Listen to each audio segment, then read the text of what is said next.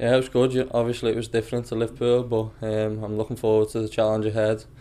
The running today took it out of me a bit, but obviously you've got to do it, part and parcel of the game. So I'm looking forward to the next couple of weeks. It's obviously pretty rainy out there, pretty horrible. Not what you might expect from the first day of pre-season, but it's been pretty hard work, hasn't it? Yeah, very hard work really. Prefer to run in the rain now instead of heat, so that was a bit easier, but it didn't really, like, it weren't much easier. It was very hard. How good is it to be back and in the swing of things and with a club, most importantly? Yeah, it's good. Obviously, I've spent most of my time at Liverpool. I was there 12 years, but I'm looking forward to the challenge and hopefully get some games under my belt. It's a good league. It's a good challenge for me. How hard is it when you've been in a club for so long and they say, we're not going to keep you on, you've got to go and look for another club? Yeah, obviously it's hard to take at first, but it happens to so many. That's part of football. Just got to learn to get on with it. And now I've found a club, hopefully I can do well with these and see what happens. And at what point did you find out that Accrington was an option for you? Well, a couple of months before Liverpool had offered me like if I was going to get offered the contract, I had a call from the gaffer and he said there's an offer there for you. See how it goes at Liverpool, but it'll always be there until the summer. It'll only go so far until I have to look for other players. But when he told me, I was delighted with the opportunity and I was going to take it, and I took it in the end. And I suppose that made the news from Liverpool a little bit easier to take, knowing somebody was interested in you and ready to take you. Yeah, it was good. Like, it must be hard for the trialists coming in now.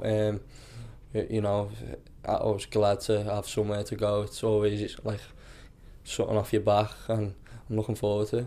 The manager watches a lot of youth team football, under 18 level, and picks out one or two that he's targeting. You were one of those players. Are you aware when somebody comes and watches? Do you know who they are? Do you know you're being watched?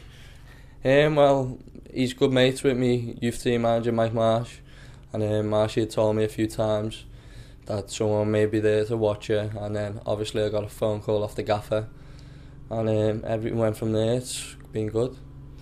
In terms of playing things, you've had a bit of a stop-start time with injuries recently. Is it just a case of wanting to stay 100% and get as many games under your belt as you can? Yeah. Last season I was alright with injuries, to be fair. Touch wood, I'll be okay this year. But previous years I had 2 operations, but hopefully they're behind me now and I'll be able to kick on. And going through that at a young age, does it make you appreciate playing games more? Do you see other players your age kind of taking it for granted? Yeah. Well, you get them, don't you? But you just got to put everything in, and what you put in, you get out. So hopefully I'll have a good season and see what happens. And do you set yourself targets? Have you got an aim in your head? Obviously, we're still a month away from the season, but are you still thinking, I want to achieve this? Yeah, obviously I'd like to play, so set some targets for me to get so many games, and hopefully I'll be playing.